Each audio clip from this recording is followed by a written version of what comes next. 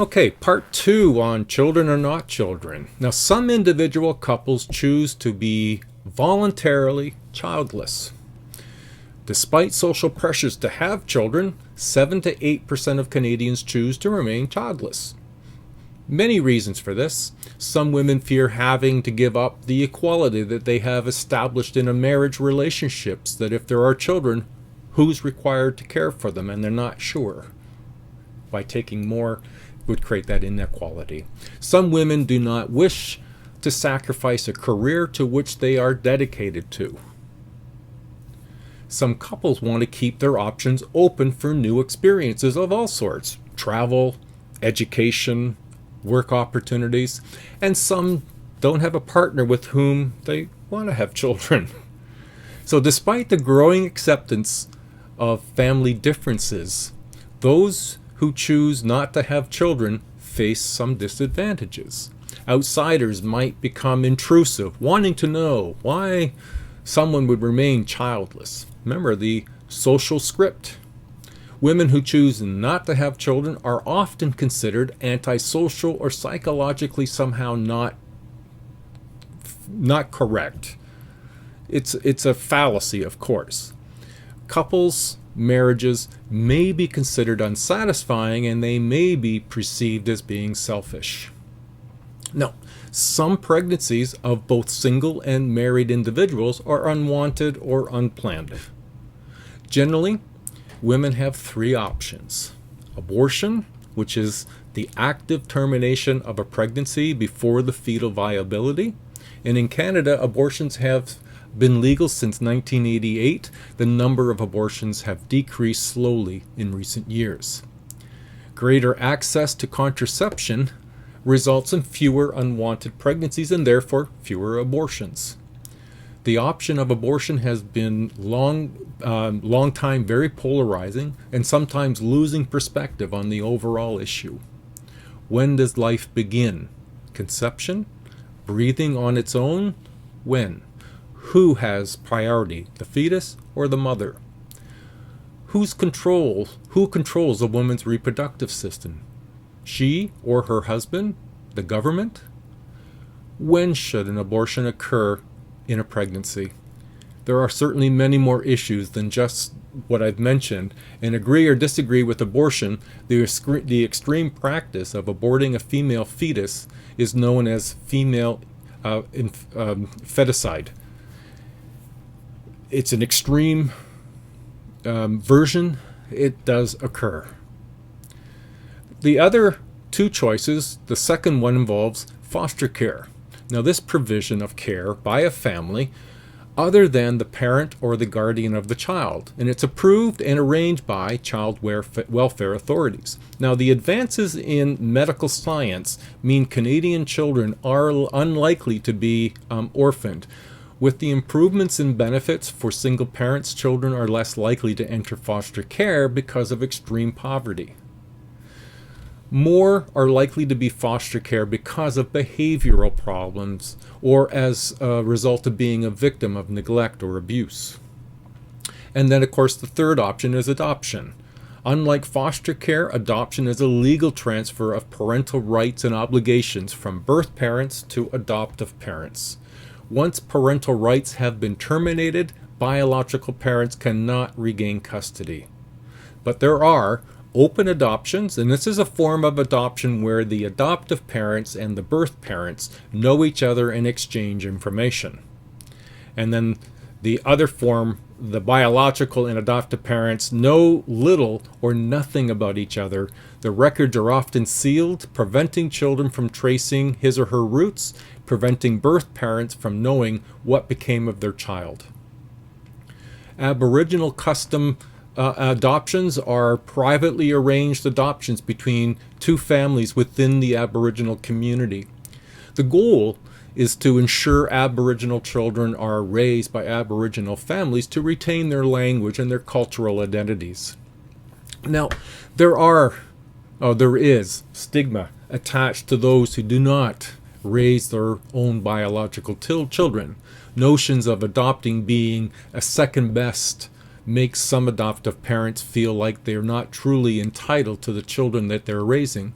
The emphasis of blood ties and genetic heritage also underlies the recent flood of adoptees seeking contracts with their birth parents.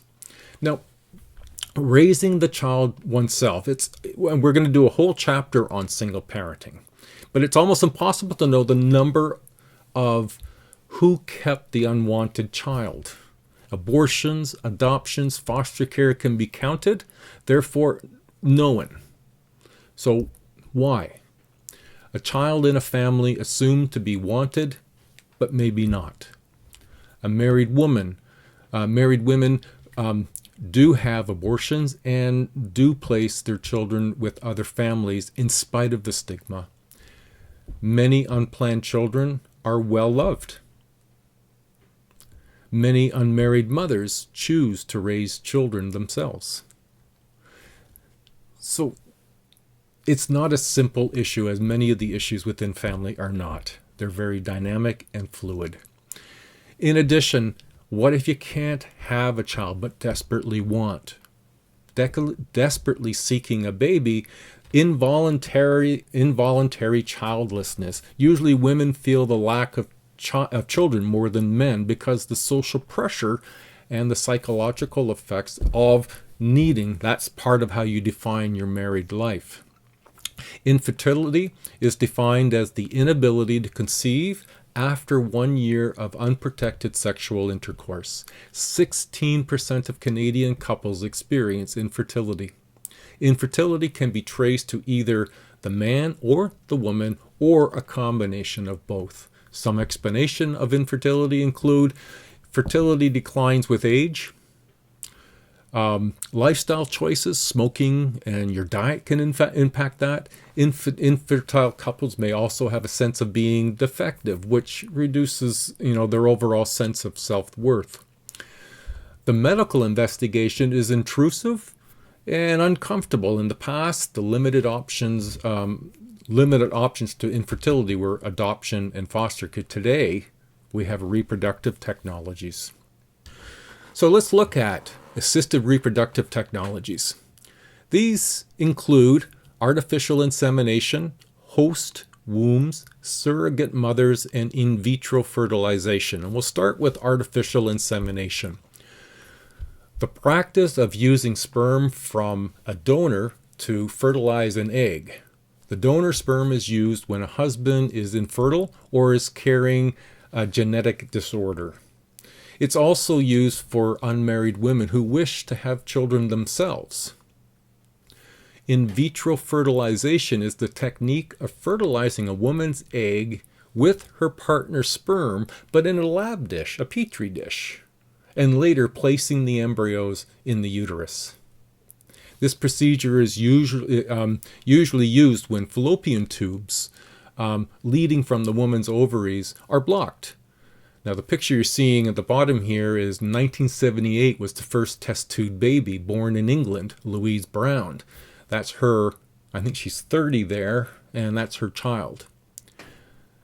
In vitro fertilization is very expensive. One cycle of IVF costs between $10,000 and $15,000. Can easily get over to $20,000 if you want more than one cycle. Great costs, of course. Should more than one cycle be needed to get pregnant? Now in Ontario, OHIP will cover the cost of one cycle per person in their lifetime. Surrogate mothers is a woman who agrees to be artificially inseminated, and usually for a fee, with the view of turning over the resulting child to the biological parents. Now, surrogates must be at least 21 years of age, and the only condition in Canada. Now, in Canada, the Assisted Human Reproduction Act was introduced in 2004 to regulate reproductive technologies, and we'll do more of that in just a minute. The issue here is in terms of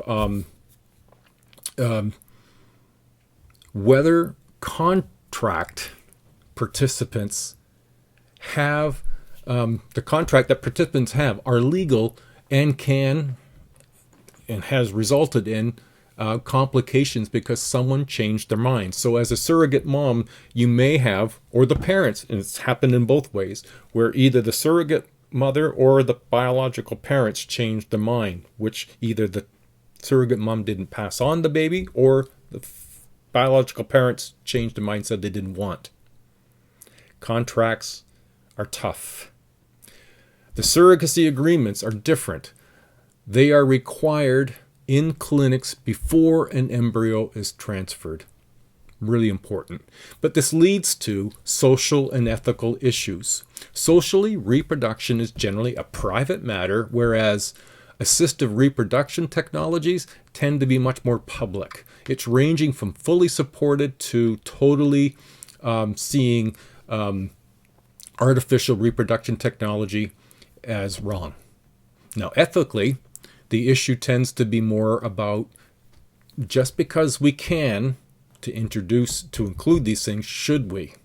So what are the risks? Well, the Royal Commission on New Reproductive Technologies and Assistive Human Reproduction Act emerged. And since the combination of the technologies developed kind of quickly and the need to regulate the technology use, the Royal Commission on New Reproductive Technologies was set up in 1989 to recommend policies and ways to protect and provide safeguards, protect against unethical use, and protect families. So the Assistive Human Reproductive Act was approved in Canada in 2004. This act introduced the Assisted Human Reproduction Agency check. And you might want to check out the box 5.6 for the banned activities. Now, one of the big areas, and it's for any of these technologies, is the cost. Assistive reproductive technologies can be very expensive when we work within a province-to-province variable to raise that social injustice issue. Is artificial reproductive technology available to all or only the rich? It is right now allowed. It is a right to allow better off people to have children. Is it right to allow better off people to have children and deny them to the poor? Will women with lower incomes become the providers rather than the recipients of such services?